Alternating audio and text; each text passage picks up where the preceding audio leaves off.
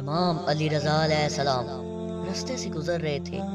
ایک شخص امام کی خدمت میں آیا اور دست ادب کو جوڑ کے عرض کرنے لگا، اے نواسۂ رسول، مجھے چاروں طرف سے مصیبتوں نے گھیر رکھا ہے، نہ غربت ختم ہوتی ہے، نہ حالات بدلتے ہیں، نہ پریشانیاں اختتام کو جاتی ہیں۔